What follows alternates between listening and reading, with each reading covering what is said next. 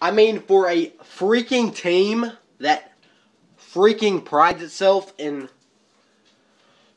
not turning the ball over and being one of the most disciplined teams in that area, and we turn the ball over a whopping 4 times to the worst team in the NFL, that's ridiculous. I did underrate Chad Henne. I was like, oh, we're going to run all over him. No. Not like he had a career day or anything, but he knows how to dart that ball in there. My Lord. And no disrespect intended, but thank God Bud Adams died 3 weeks ago. Because if he would have lived to see this game, he would have killed himself. I mean, this was ridiculous. 3rd and short. We can't convert 3rd downs. It's not like it's 3rd and 13. It's 3rd and short. 3rd and inches. It's like 3rd and 4 and below. And we're not converting those. If you cannot convert 3rd and short against Jacksonville, how are you even going to come close to making a run to the playoffs? I never go off on my team. I'm always here giving constructive criticism, but this is ridiculous. I'm trying to find a positive in this game, and there's not much besides the fact that Fitzpatrick came in and did all he could do. At the end, what was really the dagger in the heart was when, I don't know who it was. There were a few daggers in the heart throughout this game. I know Chance Warmack holding in the end zone, safety. Not that I thought we were going to drive 99 yards or at least 60 yards anyway to have a chance at a field goal, but anyway. And then he had at the end, no blocks, and comes through and rips the ball out of Fitzpatrick's hand. Fitzpatrick's trying to cover up, but the ball's coming ripped out because he doesn't have any time. I mean, Fitzpatrick played his heart out when he had to come in. And how Locker was playing, I hate to say it, I love Locker. I'm a supporter of Locker. I still think he's the future of the two-tone blue, but how Locker was playing, there were no signs of improvement. You know, you go, you check, you make your checks, see what matchups you like, and you come back out and you do a better job. There were no improvements at all. It was constantly 3rd and inches, can't convert it. 3rd and 3, can't convert it. 3rd and 4, can't convert it. A bunch of these 3rd and shorts, and we can't convert it against freaking Jacksonville.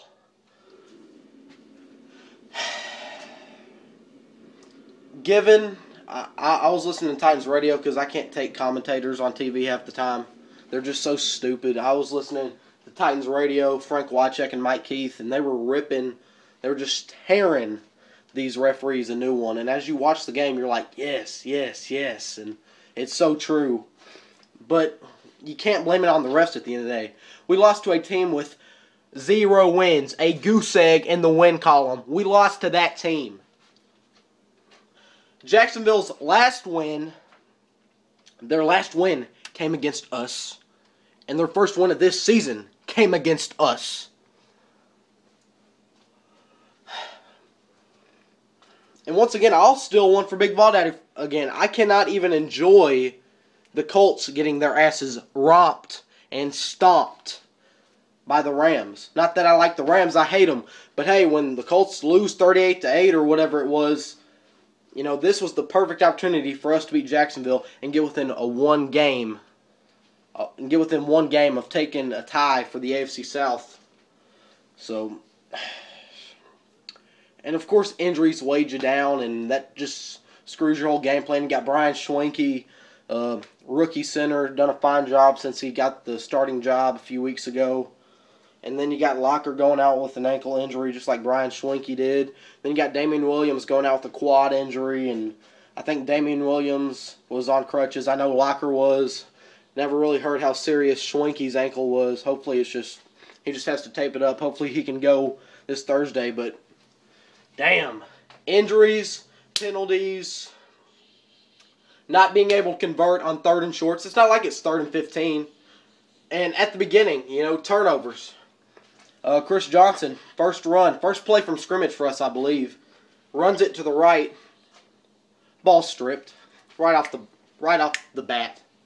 It looked like a good run, but he got stripped of it, and that's already setting Jacksonville up greatly. And then they score, and the next thing you know, Kern's punting it out of the back of the end zone, and he punts it barely. I mean, Kern is a guy. He's one of the better punters in the league.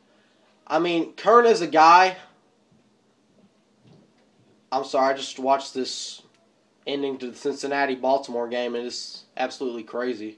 I'm going to shut this off so I don't get distracted. But Kern is a guy who can flip the field, he can flip like the field position. Like he can kick it from his 40 and make you start on the 20. So when he was backed up in his end zone, I thought he was going to kick that damn thing to the 30 and their 30, and he barely kicked it to midfield.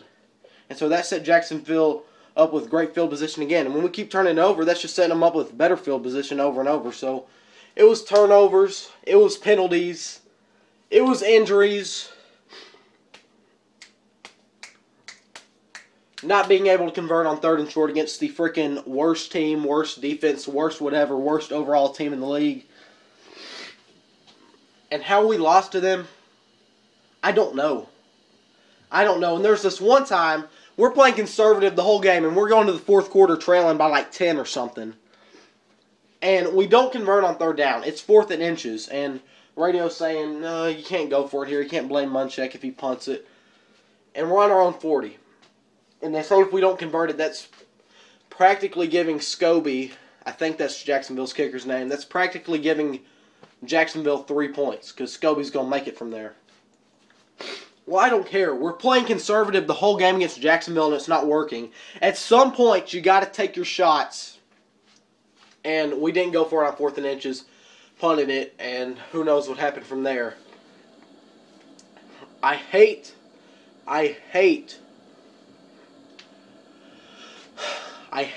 questioning my coaches. I believe in Munchak, but honestly, is it the preparation? Is it the play calls? Is it the conservatism? Is it showing no testosterone at all? What is it, Munchak? What is it? What is this? This game could have cost Munchak his job. It will at the end of the season. No point in firing him now. But he's probably going to cost him his job. He'll probably go back to coaching the O-line after the end of the season, unless he's just cut from the franchise immediately. I don't want that to happen. I love Munchak, but gosh, it's just not cutting it with him. This team showed so many great signs early on, and now we're on a 4-game skid. I believe it's a 4-game skid. I don't know. I know we're 4-5 now, and we're back to mediocrity, actually less than that. And when you turn the ball over, when you're supposed to be one of the more disciplined teams in the league this year, and Jacksonville's not on turning the ball over, and we turn the ball over more than Jacksonville, you don't even deserve to be mentioned. You don't even deserve to be mentioned in a possibility of winning your division. And so now we're still 2 games behind the Colts when we could have made it 1 after they got killed somehow by the Rams. And we're going beaten and battered into Thursday Night Football, a game I will be attending. I was expecting this to be an exciting game. Now it's going to be 2 Debbie Downer teams coming in after getting their asses whipped. And it's just going to be who sucks more. So I won't be expecting a big excited crowd for Thursday Night Football this Thursday night at LP Field. But I'll bring you footage, and I'll always support my Titans. But it's just going to be whoever sucks the most coming into this Thursday night. Maybe we can turn it around. Maybe we can do something. I think it's obvious Locker's not going to start. So, when I went to the Chiefs game earlier this year, Fitzpatrick started, and now I'm going to see Fitzpatrick again on Thursday night. So it's safe to say I'm getting my double shot of Fitzpatrick. And I hate to say it, but my underage self needs a double shot of something after watching that pitiful game. Titans, you ain't got much time. You got like 3 or 4 nights to figure out what the hell you're going to do. I say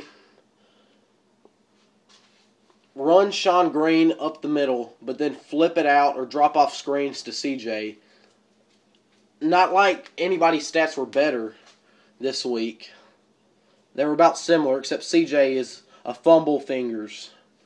He likes to fumble the ball. So I don't know if you want to make Sean Green your primary back or not, but when you're paying CJ $100.25 billion a week, I don't know what you want to do. So I don't know. This just sucks. This really sucks. Another thing, why do we always run it to the short side of the field? It's the same stuff over and over. Sure, we shake it up every now and then with a screen pass, a dump off, taking a shot downfield, although we barely do that. We do it like when it's in dire need of something sparking. We do an option every now and then. But really, why do we always run it to the shorter side of the field? Why not toss it out to the side of the field with more room? Maybe there's not enough blocks available over there, but give it a shot, because we average about probably less than 3 yards to the shorter side of the field, so I don't know. It sucks. That's my rant, and this is really the first time I've ever gone off on my Titans like this, but when you lose to Jacksonville and you played that sloppy of game, it's not like we weren't trying. Our guys were playing our hearts out, and they were pissed that we lost to Jacksonville. It's not like my two-tone blue wasn't trying. It's just that we played a sloppy Joe game. How we're going to make adjustments necessary to knock off a Colts team in a few nights, and I'm sure the Colts are thinking the same about us, I don't know. It's just going to be who sucks more in a few nights, but this sucks. How do we lose to Jacksonville? Go Titans.